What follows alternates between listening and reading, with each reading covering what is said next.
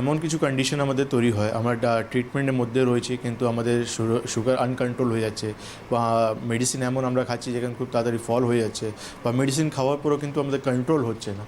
এমন কিছু কন্ডিশন আমাদের কিন্তু তৈরি হয়। তো সেই জন্য আমাদেরকে প্রপার ফলো আপ দরকার, প্রপার মেডিকেশনে বা প্রপার একটা এক্সপার্টের অ্যাডভাইস দরকার আমাদের।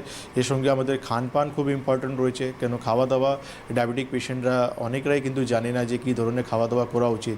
কেন কি ডায়াবেটিসকে শরীর থেকে পুরোপুরি বার করার জন্য খানপান, exercise, medication and panchakarma therapy, detoxification, এটা সমস্ত জিনিস যখন আপনি প্যারেলালি নিয়ে চলবেন, তখনই কিন্তু আপনি একটা ডায়াবেটিসকে পুরোপুরি শরীর থেকে বার করতে পারেন। আর না হলে তো আমরা সবাই জানি যে ডায়াবেটিসকে তো সাইলেন্ট কিলার বলা হয়, কারণ একটাই রয়েছে, আমরা ভাবি যে আমাদের প্যারামিটারগুলো নর্মাল আছে, কিন্তু একটা সময় পর হঠাৎ করে আমরা দেখতে পারি যে আমাদের ইউরিয়া ক্রিয়েটিন বাড়ছে, বা চোখে আবছা দেখতে পাচ্ছি, বা পায়ে ঝিঝি ধরে নিচ্ছে, বা পায়ে প্রচুর জ্বালা হচ্ছে, ব্যালেন্স রাখতে পারছি না, বা কম বয়স হয়ে গেলে সেক্সুয়াল সমস্যা আমরা দেখতে পাচ্ছি। কেন কি কারণ রয়েছে তার পিছনে? ডায়াবেটিস। একদম।